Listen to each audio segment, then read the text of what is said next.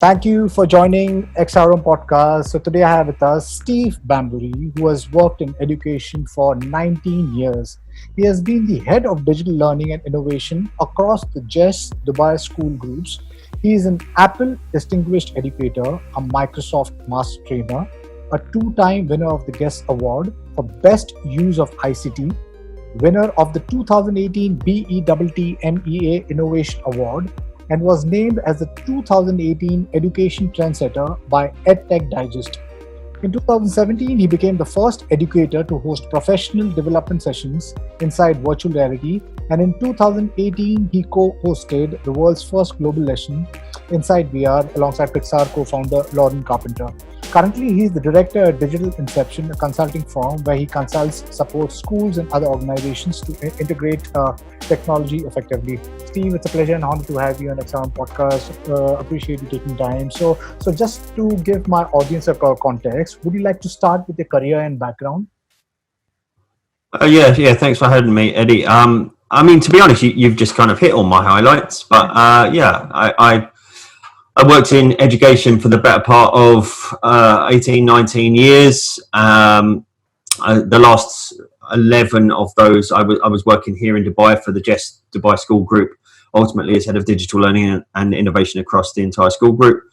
And then I struck out on my own, and I now work as a consultant. The irony was not lost on me, the fact that the year I became a consultant and walked away from a salaried job for the first time in my life, the world fell apart and all the schools closed.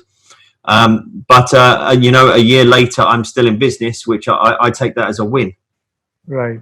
Yeah. So yes, I think COVID has impacted everyone, right? So I think from here onwards, I mean, because suddenly I think everybody realized the importance of future technology and everything that the frontier technology, which was in a creeping mechanism, and suddenly got a huge boost, right? So today, schools and colleges are still shut in India. Graduating students, I think, will enter into the most uncertain job market. Education industry, which did not bother to peer into the future and innovate, is trying to play catch up. So has COVID fundamentally completely changed the education industry?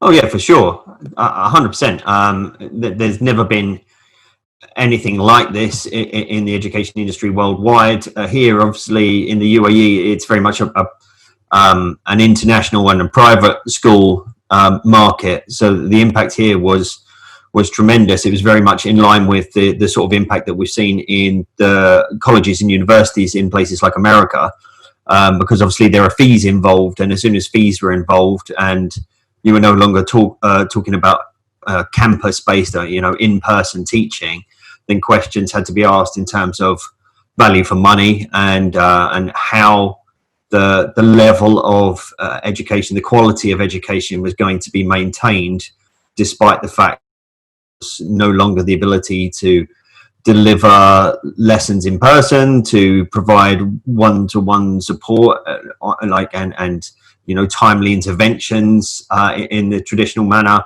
and also we've spent the better part of, well, at least the last 10 years, but in a lot of ways probably the last 20 years in the education sector, moving away from that paradigm of didactic delivery, wherein it's the teach from the front.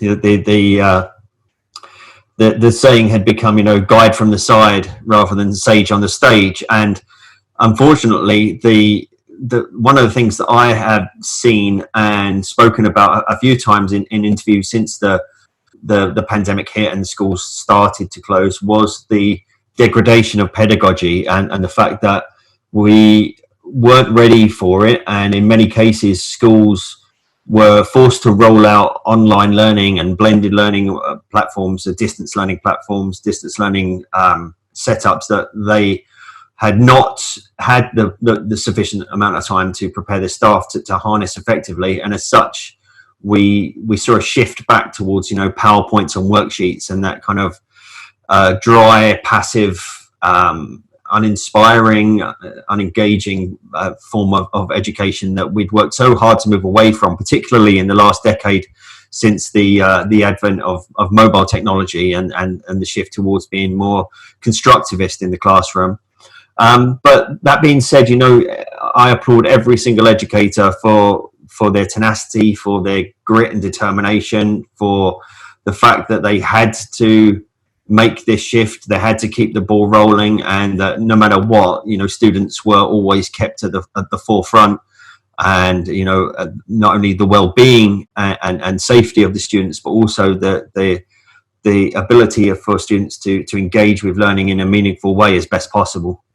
Right, right. Yeah. So yes, I guess we've all been thrown, especially the teachers have been thrown into this battlefield, of this online education. It's quite nice to see how these teachers have adopted online learning. For example, I've been invested in the AR/VR industry since 2016, but post-COVID, I started moving from doing physical podcasts to online podcasts. And I was doing a couple of live sessions, and it was such a flop. It was not funny because the internet dropped out and I had so many problems. But then, the best part of the teachers are they face it, they are resilient, and they are quick learners. And I think that's the best part. There's a certain traditional education industry which is getting deeply impacted. So what kind of efforts or innovation do you think will require from the traditional education industry to bounce back again? And what is the role of AR, VR, 5G and AI you see in that sector? Obviously, for most schools, the foundation for how they were able to continue to operate and deliver learning at distance became their cloud solution, whether that was Office 365 or G Suite. In some cases, in combination with platforms like Seesaw or Shobi that were, had a UI that was more suitable for younger learners. And a lot of these schools already had these platforms in place, but I think in many cases there wasn't equity in terms of how they were implemented and how they were being harnessed. A lot of schools had these tools, but some staff would use them and some staff wouldn't. The more techie staff would be fluent with them and delivering all their content through Teams. The less confident staff would just leave it in a box and maybe use it to answer email. And I think that the overall impact in terms of education has been that there's been this raised baseline in terms of overall fluency with technology, because everyone was forced to. It can no longer be the case that you could say, I don't really get that Teams, I don't really understand that Google Classroom, so I don't use it. You had to use it. You had to raise your game, and teachers were forced to adapt to survive. The knock-on effect of that for a lot of schools is that, for me, the example I've given before is when I first became a consultant. In a perfect world, I would have just been working with immersive technology because this is where my passion lies. This is where my the highest form of expertise that I have. It lies with VR and AR. But it became very clear straight off the bat that schools were interested in this, but they just weren't ready for it, and rightly so. If I was going into a school and I could tell that their overall digital strategy wasn't sound, that their foundations were insecure in terms of their core IT systems, there was no real benefit to starting a ball rolling in terms of VR or AR, because you are building on top of shaky grounds. So what's happened is with the shift to distance learning, the forced mass adoption and consistently, the increased consistency in terms of usage of these types of tools like Office 365 has opened the door to what's next. And now schools are in a better position to think, right, if this same thing happened in 5 years' time, what would we do? Would we be using these same platforms? They're now in a position where they can start the R&D process and start to explore the tools that will will impact the way that they operate and the way that they deliver learning in the future. The other, I would say, key knock-on effect is that, we're in a position where the schools are still at least partially closed, if not fully closed. Schools here in the UAE opened last week for the first time in over 6 months. They've all pretty much opened at 50% capacity, doing some variation on hybrid learning or blended learning, with students coming in and out on alternate days. Students in the UAE have been given parents in the UAE have been given permission for their children to remain fully remote if they wish, maybe out of health and safety concerns, maybe for personal reasons, but they do have the ability to opt for 100% distance learning if they wish.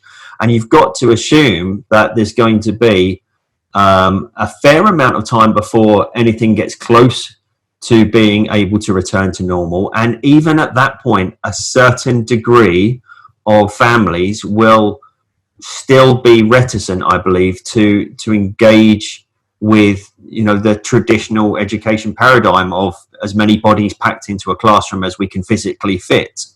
So I think that you will see a shift, and we have seen already in the education sector this shift towards online schools, and increased interest in home learning from online schools. And for virtual reality, this is really the hill that they stake their claim upon. It's the move towards fully virtual schools. I literally spoke to a guy yesterday in the States who is thinking this exact thing, that he's looking for the best possible platform to start hosting virtual classrooms to supplement the regular education for a group of students.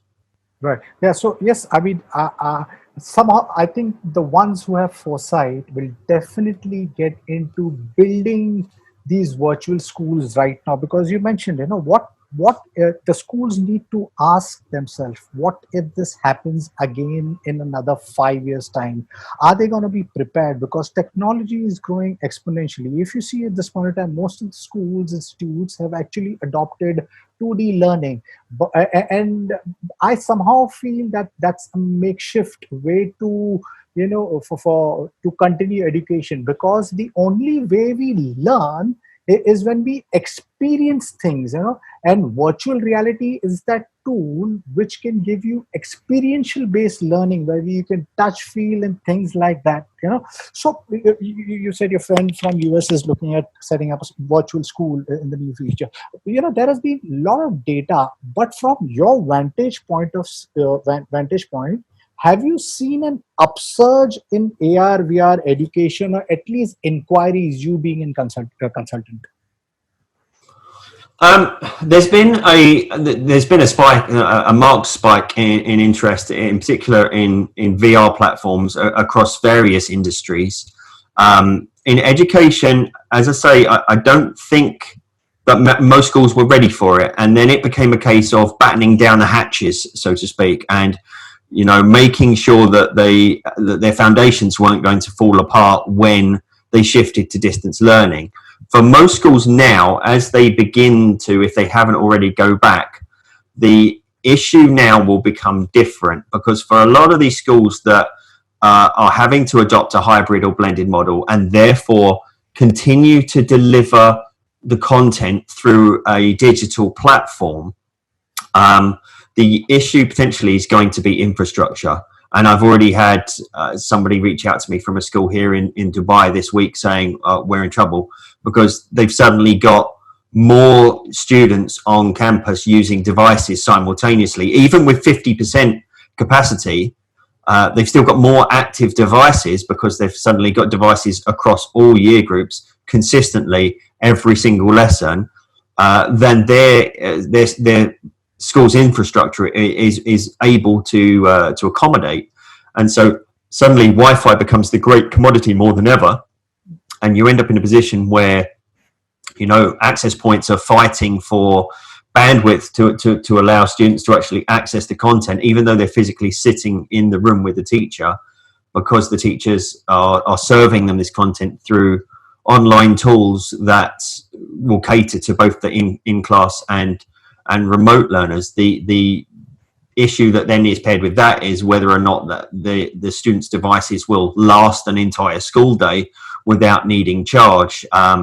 Again, you know, schools have been using iPads and laptops for a number of years, but they've not used them as consistently as they're needing to right now. So I think right now most schools are still dealing with the aftershock and those kind of ramifications related to the pandemic and the shift in the overall paradigm of education. I think that the crystal ball gazing and the looking at what is coming next and you know, thinking to the future, I think there are some elements of the education industry where this is starting to happen, but overall I think it's not at the point where schools you know, they've still got too much on their plate right now. They're still dealing with this shifting tectonic plates of what education actually looks like, and with this kind of looming sword dangling above them of, you know, at any moment, you know, the number of cases goes up and we have to shift completely back to remote learning again.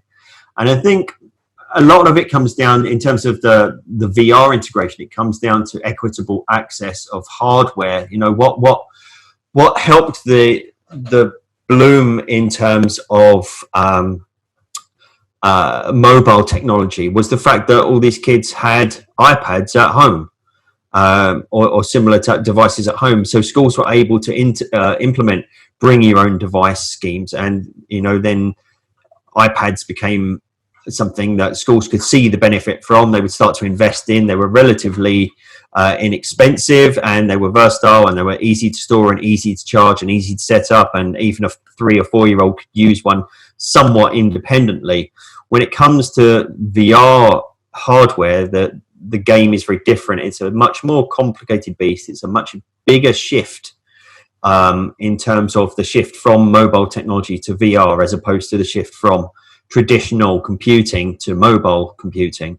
You know, the shift towards spatial computing and the inherent complexities of the interaction. You know, it does, as you're saying, it does offer so much more in terms of its benefits to learning and how you can create these experiential learning opportunities. But there's obviously, because it's such a bigger beast, it does require more training, it requires more thought, and it requires at this stage still more financial input. And I think that's still a big friction point for a lot of schools.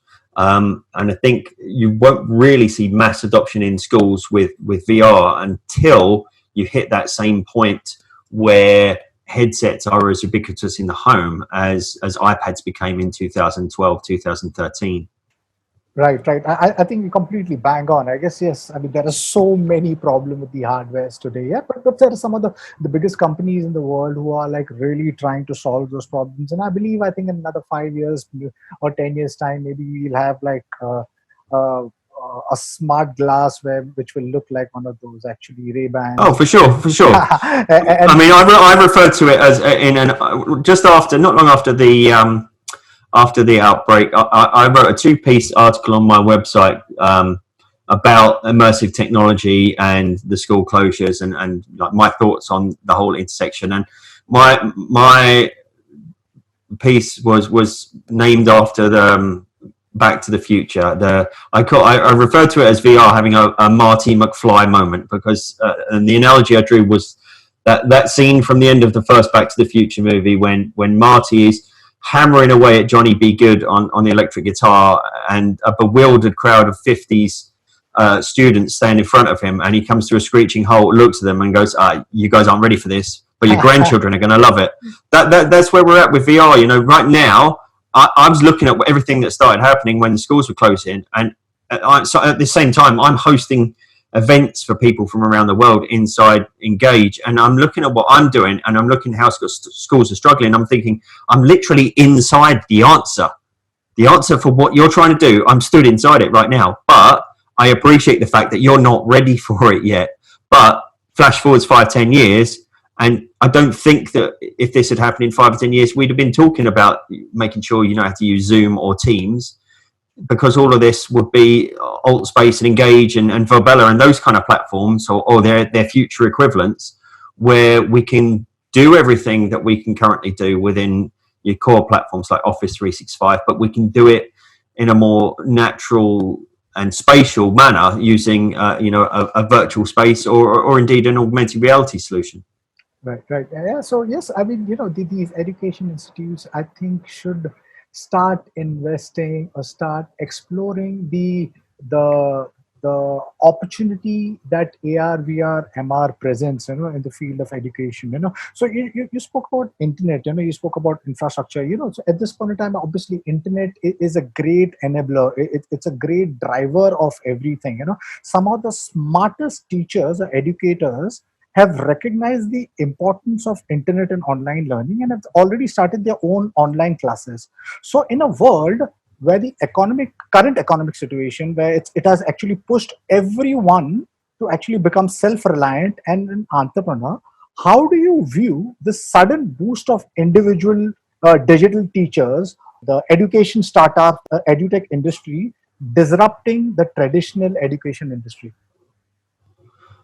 Yeah, I mean, the higher education's got to be the one that's in the most peril, I would say, and I think that they know it. I mean, with the spiraling costs of universities and colleges, especially in the West, and suddenly the equitable access to information and the ability to access training content online, and in some cases the ability to skip that stage and go straight into the kind of corporate level training. There's I've seen a bunch of students already do this, where they've not even bothered with university because they've been given access to early access to accountancy training courses, which you would normally traditionally have done after completing university, and would supersede your university degree in an employer's eyes anyway. So, I think with more and more online schools and the rise, and we will see the rise of fully virtual campuses, I think universities that don't act on this now do run that risk of finding themselves in 10 years' time with depleted rosters and reduced intake, and obviously the financial impact on them as organizations will potentially be could be deadly for them as businesses. We've seen from the outbreak that a lot of students have opted for gap years, which makes total sense. They're not interested in studying completely remotely, because to them the university experience was more than just the learning. It was the experience of being independent for the first time, the experience of living away from home probably for the first time.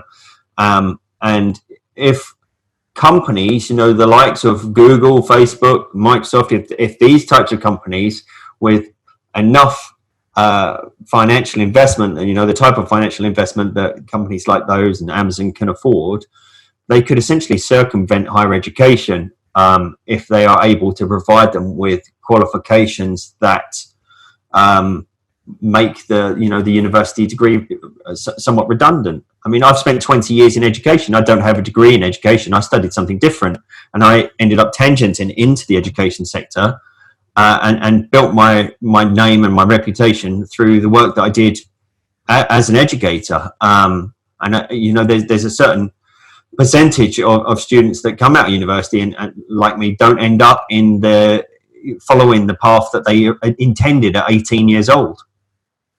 Right.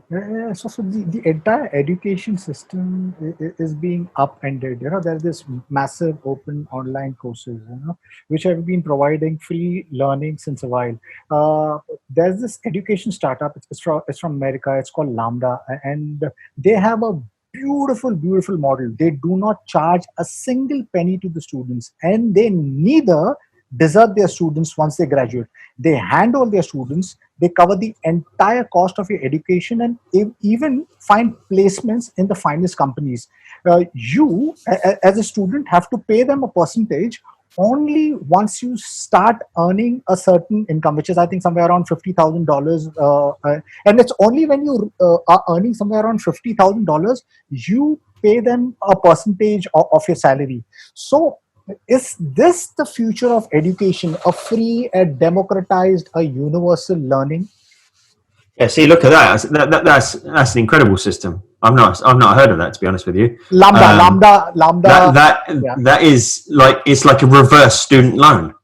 Because what happens, most students go to university and then they end up in so much debt, um, but from loans and things like this that they take out to finance their way through university, that you spend the first decade of your professional career still paying for your university. Whereas the system you're talking about is, you get the education and then you pay for your education when you're in a position to pay for it, which makes so much more sense. Right. Yeah. So yes, I guess there are some of these like really future looking entrepreneurs are creating some fantastic models, and I think that the entire education industry is going to be get upended. So as someone who has been fronting the immersive education in UAE, what does the metrics or the data suggest between conventional to virtual reality learning? Well, again, I mean, it's an awkward time to answer that question because of the nature of the beast right now. I mean, schools are in a position where they've got to worry about the distance between the desks, let alone the virtual reality headsets. And again, this was something that I talked about from a logistical point of view in that article I penned, the one I referenced with Marty McFly. Schools that had invested in banks of VR headsets, when schools went remote, that hardware, that resource sat dormant in the schools because they weren't in a position to integrate it anymore. I know a few forward-thinking educators in the States, like Shannon Putman, who took the initiative to actually loan out headsets to a group of students so that they could be used during the distance learning. But I mean, that itself comes with its own inherent issues in terms of storage, charge, potential for damage, whether they've got access to updates and access to the right software, things like that.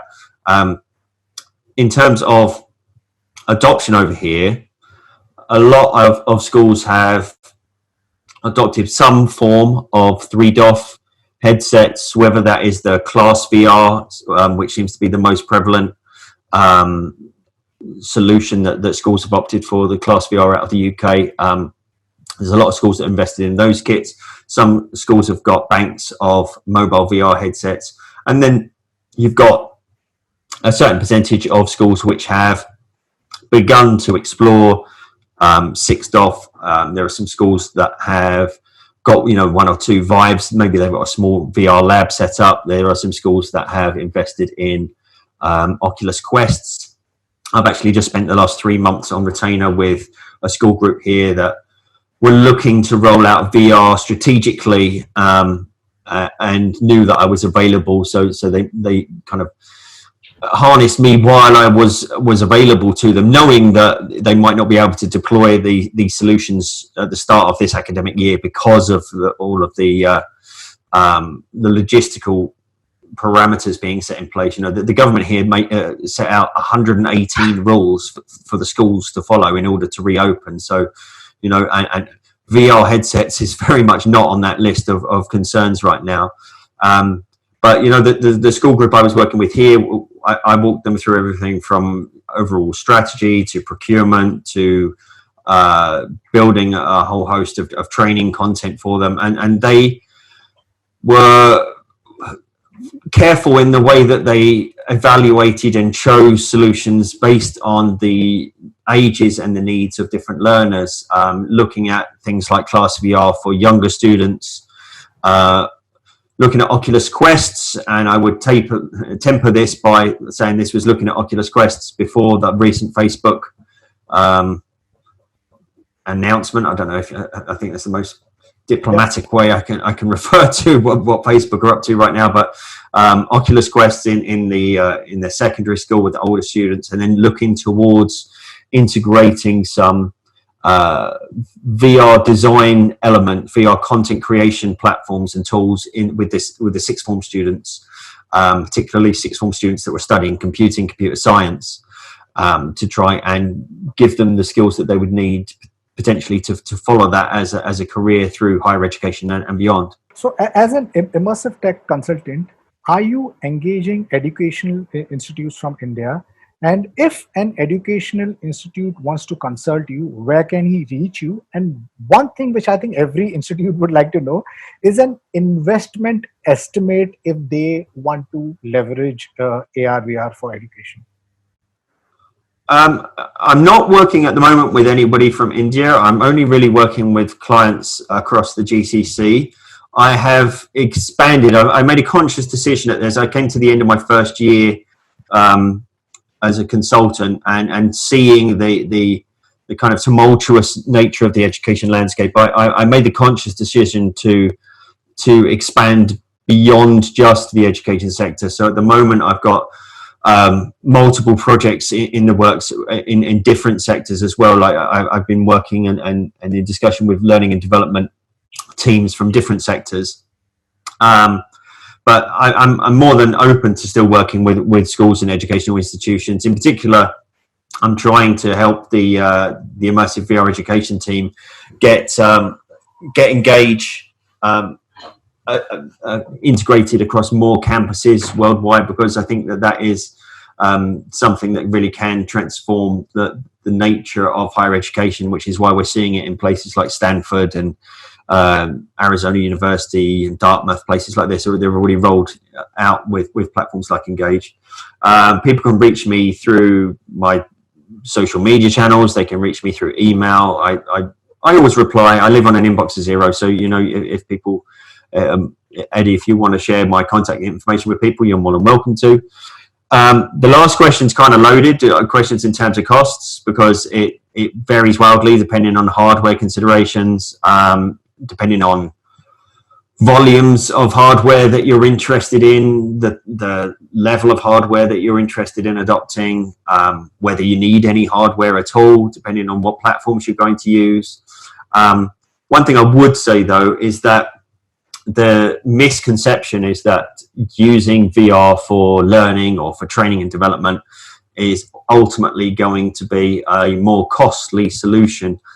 But data from the recent PwC report showed that once you hit scale, once you hit a certain level of scale in terms of a rollout, you actually you benefit, and you can actually reduce costs by using VR as a medium as compared to traditional e-learning platforms or even in-person training.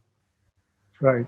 Yeah, and I think the technology is growing exponentially, and the price points are coming down. Obviously, it's not going to drop down suddenly, but it's looking exciting. So, I mean, someone who's been at the forefront with AR/VR education, would you like to suggest any hardware, content, software, which you think would be the best to go for? I mean, in terms of hardware, it's hard to recommend any mobile VR solution at this point. It really is on its dying breath. That being said, with younger learners, it's still a fairly safe entry point. It's a fairly useful, effective step towards true virtual reality. In this instance, platforms like Class VR or Redbox, they are turnkey solutions that allow schools to, buy everything they need in a box, charges, sanitizes, everything's there, controlled from a central console. So I can see why schools have opted for these kind of solutions. When it comes to the higher levels, the true sixth off immersive virtual reality, it's been really hard for the last year to recommend anything but the Oculus Quest because of the price point, because of the quality. And, again, that recent announcement from Facebook, I've had so many people messaging me saying, basically, is this Oculus done for schools? Is this it? We can't use it anymore. I think that's a bit of an overreaction. I think there are ways around it. I do think Oculus and by extension Facebook have dropped the ball by focusing so much on social and gaming in particular, obviously with the launch imminent launch of their Project Horizon project. Everything seems geared towards that as the hub, and that as the kind of crown jewel in their virtual reality platform.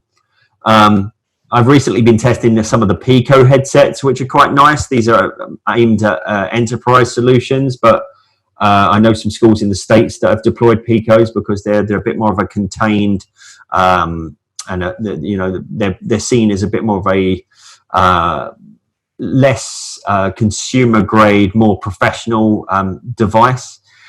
But I think we'll see new devices in the coming weeks and months, and the game will change again. In terms of headsets that are tethered to computers. For schools, if you're looking to deploy a lab, then this is still going to give you access to the broadest spectrum of content, which obviously content is king. There's no point buying VR headsets if you can't access any content. And the shift towards inside-out tracking and the removal of the need for external sensors has obviously streamlined the process of using PC VR. So you've got headsets now like the HP Reverb. Obviously, at the higher end, you've got the Valve Index, and then you've got the kind of stalwarts in the HTC Vives and the Oculus Rift S. So there's definitely plenty of options available. And I would also highlight the shift and the increased interest in web VR and indeed web AR as well, web-based content, which is accessible in a more device agnostic way and is allowing people to jump into the same experiences, whether they're connected through a high-powered Vive connected to a laptop, or through a mobile VR headset, or through just through a tablet or a PC even. I think that is an integral part of mass consumption, is bringing people into these spaces and then showing those not accessing in a truly immersive way what they're missing out on, what they would be able to do if they had the right technology. Right. You mentioned about Horizon, you mentioned about Pico, you also mentioned about web VR and AR. So yes, there's a startup from India which is looking at Pico VR for education. Horizon, I think, is going to completely transform the way social VR functions. I think with web VR and AR, we are entering the spatial computing where the 2D world is going to be giving way to 3D world. We will start experiencing world and everything around us exactly like we experience things in a real life. So I'm super excited about that. I think all the education industry, the educators, the students need to understand the importance of the fourth industrial revolution, all these technologies which is coming together. I think it's going to disrupt mankind, and the one who is interested to unlearn and relearn will get into a beautiful future of abundance. So any last words to my listener, and what excites you most for the future of AR, VR and MR? What excites me most right now, I mean, in the short term, I'm obviously, like most people, eagerly awaiting the launch of the Oculus Quest 2, or whatever this new seemingly white Oculus Quest Facebook are imminently about to announce later. I think it's next week we're expecting the announcement. I'm interested to see what they do. I was fortunate enough to have early access to the XR Space project through a friend of mine who used to be vice president of Vive here in the UAE and now works for XR Space. So I've been following the development of the XR Space ecosystem and their headset since before their launch, to be honest. And I'm eager to get my hands on that platform and see if it lives up to expectations and to the marketing material. And then I think overall, in the longer term, especially in the next 12 months, for me personally, I'm excited to be stepping out of my comfort zone a little bit in terms of moving away from just working with education clients. And, already I'm seeing the positive reaction and the the impact that I can have by sharing my understanding of immersive technology and VR as a medium in different sectors, and being able to see how I can help different industries and people working in different fields to harness the technology to really make some changes and to redefine the way that different sectors are operating. Thank you, Steve, for being part of XRO podcast and sharing your insights. Yes, I think we're living in fantastic times. This COVID has accelerated everything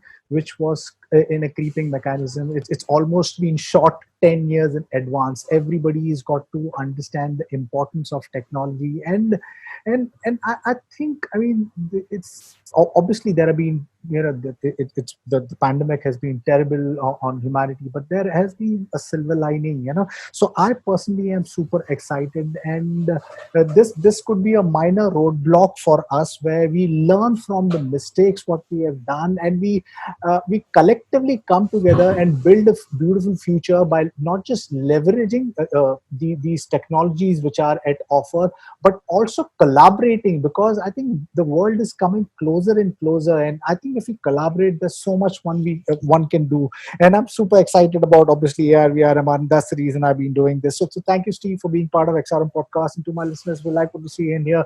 Please press the subscribe button. And yes, like always, obviously, I'm going to leave behind all the details of Mr. Steve Bambury below, because this is about building an ecosystem. So thank you, Steve. Really appreciate you being part of XRM. Thank you. Thank you.